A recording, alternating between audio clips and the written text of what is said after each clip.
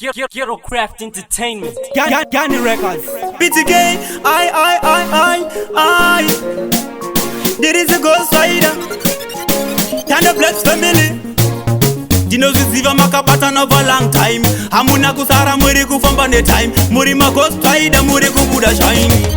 Zvinondarigarira zigeto craft. Vavaona vachifara votikati witchcraft. Tanda Blacks family kufara ndiro craft. Vanoboikana mkanwa kutozara rasti. Zvinondarigarira iri zigeto craft. Vavaona vachifara votikati witchcraft. Tanda Blacks family kufara ndiro craft. Vanoboikana mkanwa kutozara rasti. Saka rastuba vauze Tanda Blacks muri shumba. Fonera munya auye na skimbo. Cause tinoda kuzosimbisa chimbo. Kana newe prince usazotipa tempo. Nekuti yasvika nguva yekuroula. Ndisingatipe kusimbisa zvangu bhola. Munofara kunge vanhu vari kupiwa lobhola. Makabatana kunge timu yebola. Zvinondarigarira zigeto craft. Vavaona vachifara votikati witchcraft. Tanda Blacks family kufara ndiro craft. Vanoboikana mkanwa kutozara rasti. Zvinondarigarira iri zigeto craft. Vavaona vachifara votikati witchcraft. Tanda Blacks family kufara ndiro craft. Vanoboikana mkanwa kutozara rasti. Saka muobate zvino kana ini ndosimbisa musandibate. Tanda Blacks family boys ari kwate.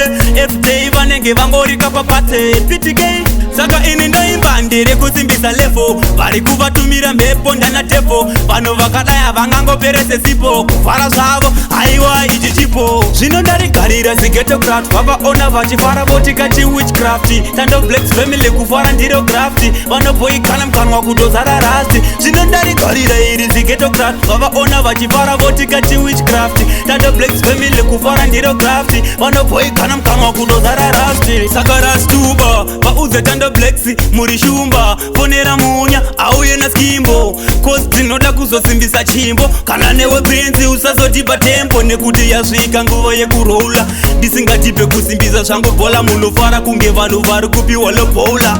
Makabatana kunge timu yebola. Zvinondarigarira zigeto craft. Vavaona vachifara votikati witchcraft. Tanda Blacks family kufara ndiro craft. Vanoboikana mkanwa kutozara rasti. Zvinondarigarira iri zigeto craft. Vavaona vachifara votikati witchcraft. Tanda Blacks family kufara ndiro craft. Vanoboikana mkanwa kutozara rasti.